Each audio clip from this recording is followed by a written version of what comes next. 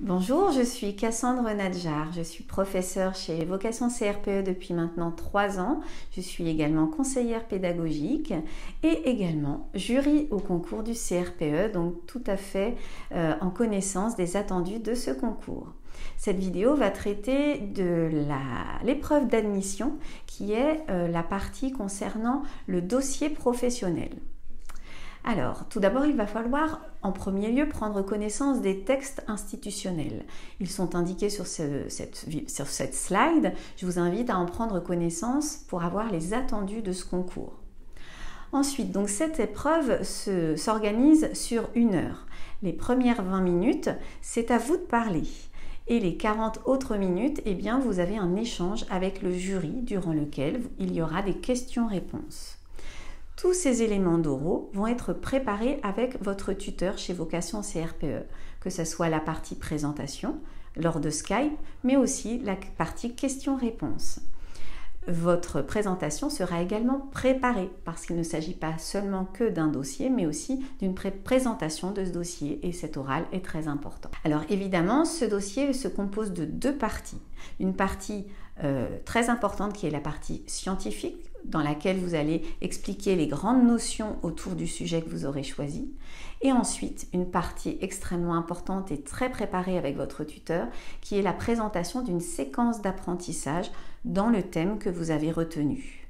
Cette séquence, elle va être plus ou moins détaillée, mais surtout 1 à 2 séances complètement détaillées et qui sera préparée en amont.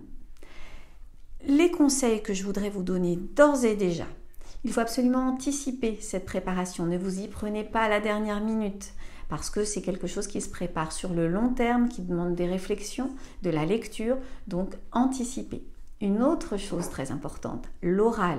Il y a le dossier écrit que vous allez envoyer au jury en amont, mais la présentation orale, votre aisance oratoire va être aussi importante. Il faut donc, si vous avez la possibilité, vous entraîner avec vos amis, votre famille, mais bien sûr avec les Skype et votre tuteur chez Vocation CRPE.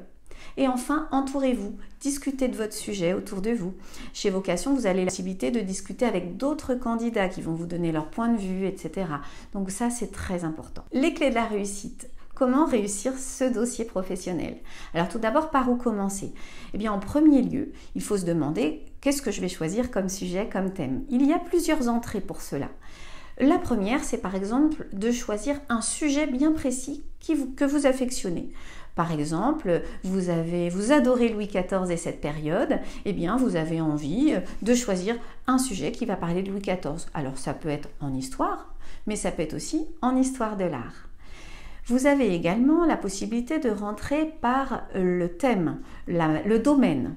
Donc, si par exemple dans vos études, eh bien, vous aviez une matière que vous affectionniez particulièrement, vous êtes allé loin, vous avez par exemple un master en sciences ou un master en histoire, eh bien, je vous conseillerais plutôt de choisir ces matières-là parce que vous aurez comme ça du répondant, en plus de pouvoir plus facilement constituer votre dossier, vous aurez du répondant auprès de votre jury parce que vous avez déjà des connaissances et si vous pouvez réviser quelque chose en moins, c'est quand même mieux. Et enfin, vous pouvez aussi choisir votre dossier en fonction de l'âge des élèves. Si vous avez des enfants d'âge de maternelle, eh bien pourquoi pas choisir un sujet de cycle 1 qui va toucher des enfants de cycle 1 parce que vous connaissez déjà les éléments en lien avec cet âge. Ou encore si vous avez la possibilité d'essayer une séquence dans une classe par justement la maîtresse d'un de vos enfants ou d'une connaissance, eh bien n'hésitez pas, choisissez cet âge-là parce que ça sera plus pratique pour vous et que vous pourrez vous rendre compte directement des effets de votre séquence sur ces élèves. Une fois que vous avez choisi votre sujet, on va passer à la rédaction du sujet. La partie très importante et qu'on a tendance à sauter ou en tout cas à y réfléchir après, c'est la partie scientifique. Or, il est très important de commencer par cela. Scientifique, c'est-à-dire les éléments scientifiques concernant le dossier, mais aussi de quelle manière on apprend aux élèves dans le domaine que vous avez choisi. Parce qu'on n'apprend pas de la même manière en sciences qu'en art ou en anglais. Une fois, évidemment, que vous avez constitué votre partie scientifique, vous allez avoir toutes les informations nécessaires pour réfléchir, grâce également aux échanges avec votre tuteur, à la construction de votre séquence d'apprentissage que vous détaillerez avec 1 à 2 séances vraiment particulièrement travaillées et soignées. Voici l'organisation générale de votre dossier. Elle est très importante. Chaque élément y a sa place et chaque élément doit être réfléchi. Que ce soit le sommaire jusqu'aux annexes, il ne faut pas se dire que tel ou tel élément est plus important que l'autre. Bien sûr, la partie scientifique et la partie séquence sont fondamentales et vont être extrêmement travaillées en collaboration avec votre tuteur, mais les autres éléments, avec le nombre de pages qui sont indiquées sur ce diaporama, doivent être tout à fait réfléchis et aboutis également. Voilà, je vous remercie et je vous souhaite de bonnes révisions et une bonne préparation pour ce dossier professionnel.